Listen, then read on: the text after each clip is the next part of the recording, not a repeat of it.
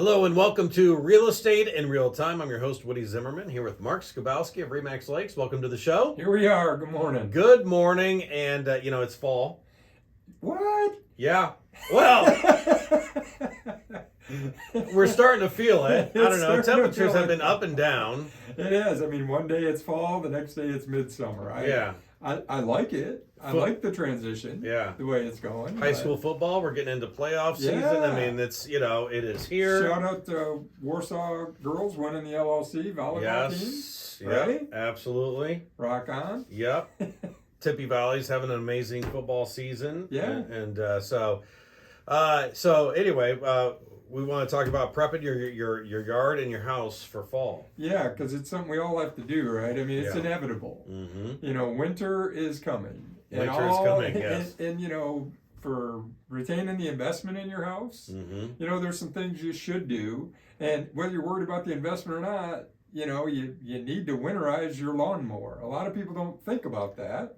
Yeah. But in the spring, if you do nothing and you leave that tank of fuel sit there all winter, not good. Small engines don't do well when that fuel goes bad. Right. You get carburetors junked up. I mean, it's a mess. Then you go to start it in spring and it doesn't do it. Mm-hmm. So if you take some of these steps in the fall, it'll make your spring that much easier. Yes. That's what we're trying to do. And these are the voice of experience. Less stress. This is the voice of experience. Mm-hmm. So one thing that I really recommend, and not everybody does this, but a lot of times in a home inspection, it comes up, there's no record of any service on the furnace. Oh, right, yeah. Right? Yeah. So myself, we have somebody come out and look at the AC in the spring and look at the furnace in the fall. Well, that's a good thing, and there's a record of it. So when you do go to sell, you've got a record. So if they inspect and is no record of service, what's the first thing they're going to ask you for is to have the furnace serviced. Yeah. So it's not a crisis, it's not the end of the world, but boy, in January, if your furnace doesn't work and it's 5 degrees out, it's frustrating. Yeah, right. Now, just because you have it serviced doesn't mean it may not break. Yeah, true. Right? Yeah. But you're betting the odds that it's going to be in better shape. So get your furnace service. This time, in fact, I looked at my mail. I get that online mail delivery thing, so you know what's coming. Yeah. Today, I had 3 postcards from 3 separate heating and cooling places reminding me to get my furnace serviced. Absolutely. Change of seasons. They do that. And some have a coupon. So, it's a good time to do that. Yeah, absolutely. Well, I'll tell you what, I'm absolutely amazed on how much better your furnace works when you change the filter. And that's something you can do yourself. Right, you can do it yourself. Yeah. You really can. I mean, the furnace companies, they're going to charge you double what it costs for that filter. It's pretty simple to do. You pull the cover off, see what size filter you have. They sell them at Lowe's. You can buy them on Amazon. You can get them at Menards. Right. Whatever. Yeah, Menards has the best selection. I tell you what. Well, I've got one you can't find anywhere except at Menards. Yeah, right. It's a big one, but change your filter, and it runs so much better. It truly is amazing. It stops making noise, and it does. And even if you don't have it serviced, if you don't listen to the advice, at least yourself put in a new filter. Yeah. Put in a new filter. That's in the fall. Go ahead and do that. So winterize any lake toys. We're in the heart of the lakes, right? Oh, yes. We're in Kosciuszko County, lakes all around us. Yeah. You got to winterize that stuff. Mm-hmm. So, I myself had to do that. I got an outboard motor. I winterized that, stabilized the fuel. A lot of times people say, well, run them out of fuel. You can get stable to put into the gas. Yep. However you choose to do it, winterize your lake toys. You got jet ski, you got boat, you got, outboard motors, you got fishing boats, you got all that stuff. Yep. The other thing is piers. Yes. If you, first time lake buyers, a lot of times, do I have to pull the pier? Right? They don't know. Right. Well, some lakes, yes, some lakes, no. And why do you pull the pier? Because the ice, once the ice forms, the wind blows and the ice moves, well, it'll bend your pier posts. It'll ruin if you left the boat lift in. It will ruin the boat lift. Now, there's people that are out there, I live on a channel and I don't have to do it. Well, good for you. Yeah, awesome. Maybe you don't. But if you're a first-time owner until you've got a couple of seasons in, watch what your neighbors are doing. Yes. Who've been there a while. So my advice would be pull that stuff year one. Pull it this winter. Unless you've talked to somebody and they go, it's fine, don't worry about it. Yeah. But if you don't know, better to be safe than sorry, because boy, replacing that pier, replacing that boat lift, any of those things can be extremely expensive. Yeah, so, for sure. We've got to take care of the furnace, take care of the house. Yeah, for sure. But winterize those lake toys. Now that doesn't apply to everybody who's listening, but anybody, somebody because you borrowed their boat.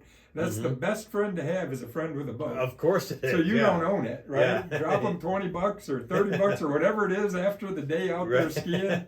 No maintenance involved. Yeah. And just remind them, hey, winterize your stuff for the winter. All right, very good. More on this topic coming up next. You're listening to Real Estate in Real Time. Welcome back. You're listening to Real Estate in Real Time, and today we're talking about prepping your yard and your house for the fall. Yeah, so we talked about some of the fun stuff, although maybe not so fun, because it means it's the end of the lake season, Yeah, right? that's When you're true. putting everything away. We talked about, winterizing your lawnmower, your yard tools, those things. On the flip side of that, get your snowblower ready. Yeah. I looked at mine, even though typically I shovel mine. I don't have a huge driveway, but boy, last year when we had 8, 10, 12 inches of snow, and That's I'm hard. out there shoveling and shoveling. My wife said, "You're gonna have a heart attack." I am in the older generation. And I'm like, "Give me a good house, I'll be fine." I'm right behind you. but get your anything that you use for the winter, snowblower, get it taken care of. Make sure it starts. Right? Maybe a generator. If you've got a generator around, make sure it fires up. So if you need it this winter, you're not one of the 1,000 in line at Lowe's trying to buy a new generator or whatever because yours doesn't start, or waiting to get a snowblower. Get your snow shovel out of storage. We put ours in storage. Yes. Well, we got to bring it back out. So I've got it there ready to go. So as far as your house goes, clean your gutters. If you don't have gutter guards, clean your gutters. There is a reason that you do that. That snow builds up. There's heat coming out of the house, forms an ice dam. Ultimately, water can leach up into your roof, and all of a sudden now you got major issues with your roof.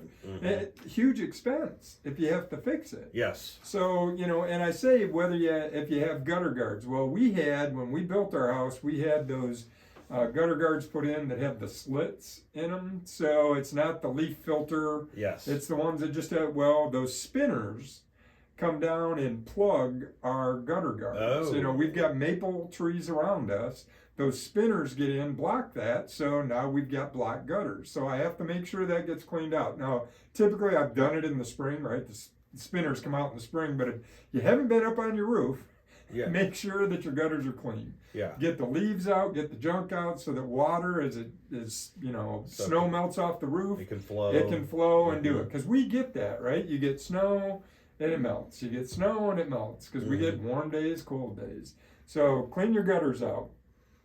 Fertilize your yard so that it's ready for spring. A lot of this stuff is sort of like our whole real estate conversation. You need to be ready. Yes. You need to be ready. So be ready for spring, even though it's months away. It's funny in the fall talking about getting ready for spring. Yeah. But fertilize your yard. Yeah, I wouldn't think of that, but I mean, this is the time that you do that now. Yeah, you do that and plant any stuff you expect to get out in the spring. Spring bulbs. And I'm not a big gardener. Again, for me, I would pour concrete and stain it green. I used to say I would paint it green because there's still maintenance involved with paint. Yeah, true. Yeah. So I would get stamped concrete and get it green. Yeah, there you go. Would be my choice to where I don't have to worry about it. Right. But if you're gonna plant stuff and you want to have a nice, good-looking yard, good-looking plants, all that stuff in the spring, take care of it in the fall. And I don't pretend to be an expert on this stuff, but it's just learn through experience. Yeah. Right. So think about bringing some of your plants inside.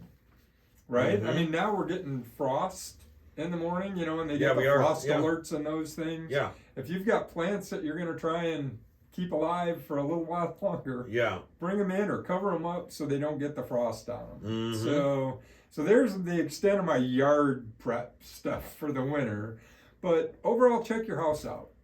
Take a walk around your house. If you got windows that are leaky that you can feel drafts and things through there. There's stuff you can do. You Right. can spray foam around outlet covers. Just feel it as it starts to cool down. You can feel if there's air blowing through. Right. So my house was built in 1915, and so it's very drafty because it's old. Yeah. It's a big old home, Sure. and so it gets very, very drafty. But and the thing that I noticed here was about 2 weeks ago. It's like change of season because my door jambs start changing. It's like where they latched stick? before, where they Yeah. latched before, they're not latching now. So things I have move to around.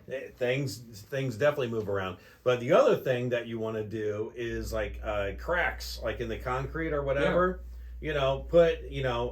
Fill them in because otherwise you're going to get that water and then you're going to get that shift in the driveway. Yeah, well, it will crack. The water will freeze, expands, and Mm-hmm. blows up the concrete Yeah. as it goes out. I mean, it's all these things. Now, what are we talking? Why are we on a real estate show talking about these kind of things?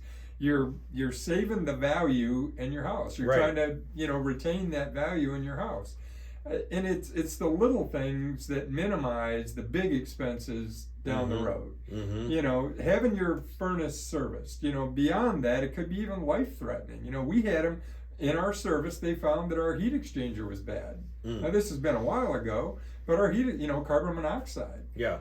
But when we had that service done, that's one of the things they do is test it, and our heat exchanger was bad. Mm-hmm. It could have been one day we just didn't wake up. Mm-hmm. So there is a safety reason beyond retaining your value.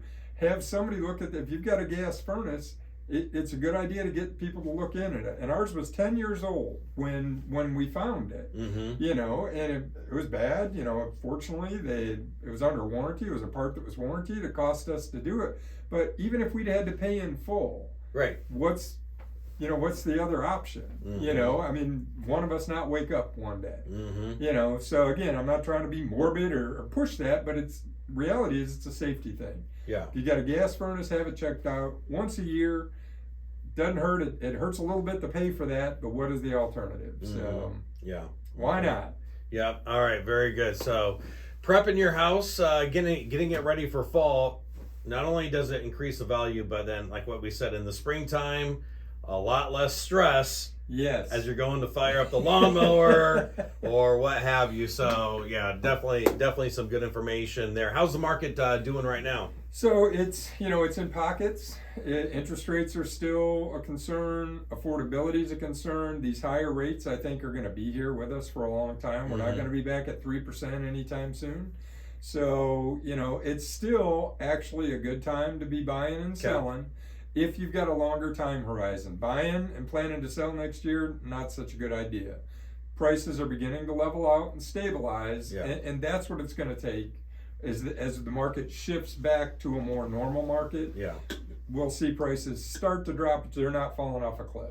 Okay. All right. Very good. Hey, Mark, your contact information? Sure. Website's lakes-realtors.com, 574-834-1233. Okay. Awesome. Great show. You've been listening to Real Estate in Real Time. Have yourself a wonderful weekend.